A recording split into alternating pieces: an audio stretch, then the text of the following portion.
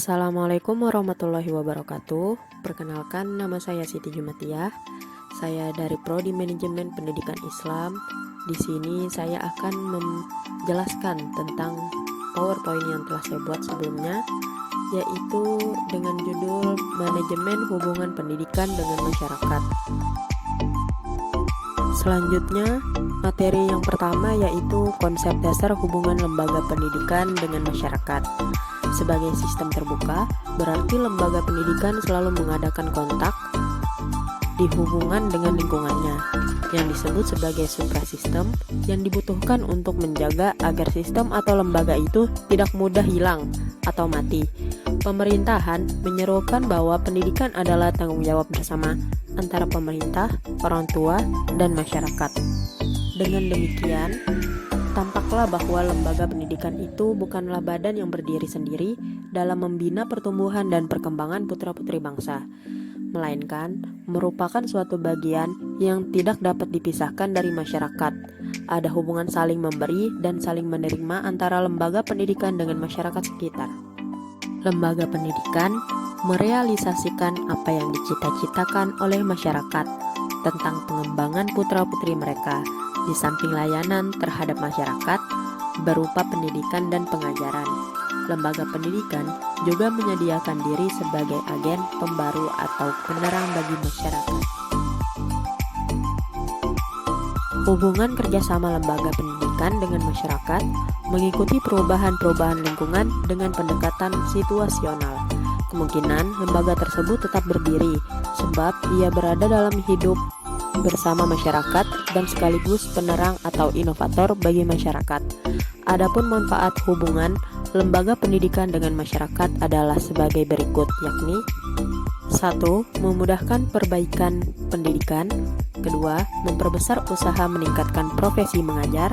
3. Konsep masyarakat tentang guru atau dosen menjadi benar. 4. Mendapatkan koreksi dari kelompok masyarakat. 5. Mendapat dukungan moral dari masyarakat. 6. Memudahkan meminta bantuan dari masyarakat. 7. Memudahkan pemakaian media pendidikan masyarakat. Dan yang terakhir 8. Memudahkan pemanfaatan narasumber. Adapun bentuk-bentuk kerjasama lembaga pendidikan dengan masyarakat. 1. Hubungan sekolah dengan orang tua siswa dan warga masyarakat. Bentuk hubungan ini bisa secara individual dan organisasi. 2. Hubungan sekolah dengan alumni. Dari para alumni, sekolah memperoleh masukan tentang kekurangan sekolah yang perlu dibenahi, upaya-upaya yang perlu dilakukan untuk perbaikan. 3. Hubungan dengan dunia usaha atau dunia kerja merupakan bidang garapan guru, bimbingan, dan konseling. 4. Hubungan dengan instansi lain. Dengan sekolah lain, hubungan bekerjasama juga dapat dibina melalui MGMP, MKS, MGP, K3S, dan K3M. Hubungan dengan lembaga atau badan-badan pemerintah swasta, contohnya bekerjasama dengan bank dalam rangka penggalangan dana, gemar menabung, pelajar, atau kerjasama dengan pertamanan dalam rangka penghijauan. Oleh karena itu, di sekolah dikenalkan dengan adanya kegiatan publisitas keluar dan publisitas ke dalam. Yang pertama, eksternal. Kegiatan ini selalu berhubungan kepada masyarakat di luar warga sekolah. Ada dua kemungkinan yang bisa dilakukan, yakni secara langsung tatap muka dan tidak langsung. Yang kedua, kegiatan internal. Kegiatan ini merupakan publisitas ke dalam, di mana sasarannya adalah warga sekolah yang bersangkutan, yakni guru, tenaga tata usaha, dan seluruh siswa. Yang keempat, hubungan kultural. Usaha kerjasama antara sekolah dan masyarakat yang kemungkinan adanya saling membina dan mengembangkan kebudayaan masyarakat tempat sekolah itu berada. Dan yang terakhir, hubungan edukatif. Hubungan kerjasama dalam hal mendidik murid antara guru di sekolah dan orang tua di dalam keluarga.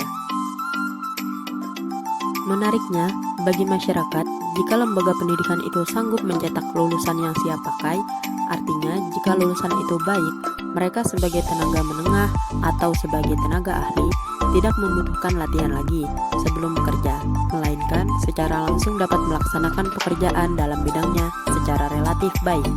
Untuk mewujudkan lulusan tersebut merupakan tantangan berat bagi para manajer pendidikan.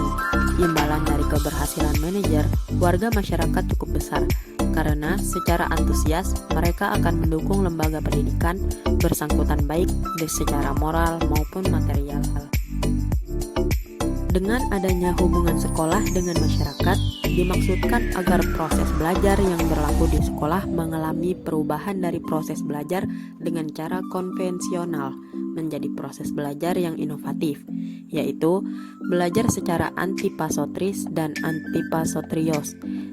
Proses belajar yang inovatif ini tidak hanya belajar memecahkan masalah, tetapi justru yang terpenting adalah mengidentifikasi, mengerti, dan tidak perlu merumuskan kembali masalah tersebut. Peserta didik untuk berpartisipasi kehidupan masyarakat yang akan datang, tempat mereka akan hidup dan terlibat di dalamnya setelah mereka dewasa. Berikut 5 asas hubungan sekolah dan masyarakat yang disampaikan oleh Dr. Haji Ahmad Muhyani Rizali, MSI. Yang pertama, asas objektif dan resmi.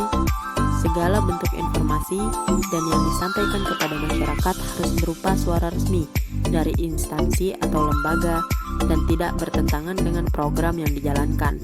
Sikap objektif, atasan memiliki peranan penting untuk menghidupkan kemungkinan pemberitaan yang tidak tepat dan merugikan. Kedua, asas organisasi yang tertib dan disiplin. Tugas-tugas pokok organisasi harus menjadi prioritas dan dilaksanakan secara tepat sesuai sistem kerja yang disepakati sehingga menimbulkan ketertiban dan kedisiplinan kerja yang berdampak pada efisien dan keefektifan. Yang ketiga, asas mendorong partisipasi. Apa yang kita sampaikan berdampak kepada tertariknya orang atau berpartisipasi. Informasi dan berita dari lembaga harus memiliki kualitas dan kuantitas sehingga memicu partisipasi masyarakat terhadap program yang sedang berjalan. Yang keempat, asas pemerhatian respon masyarakat. Respon masyarakat berupa kritik, saran, pendapat, dan keluhan yang harus didengarkan serta dipikirkan untuk perbaikan kegiatan-kegiatan dalam rangka memenuhi harapan masyarakat. Respon masyarakat tidak boleh dihindari karena respon masyarakat merupakan opini publik. Yang kelima, asas kontinuitas informasi penyelenggaraan humas harus berusaha agar masyarakat memperoleh informasi secara kontinu sesuai dengan kebutuhan. Oleh karena itu, informasi lisan dan tertulis dapat dilakukan secara berkala dan dalam waktu tertentu. Dengan demikian, masyarakat memiliki gambaran yang lengkap dan menyeluruh tentang keadaan atau masalah yang dihadapi organisasi atau lembaga. Baik, sekiranya itu saja yang dapat saya sampaikan tentang materi manajemen hubungan pendidikan dengan masyarakat. Kurang dan lebihnya mohon dimaafkan. Saya undur diri. Wassalamualaikum warahmatullahi wabarakatuh.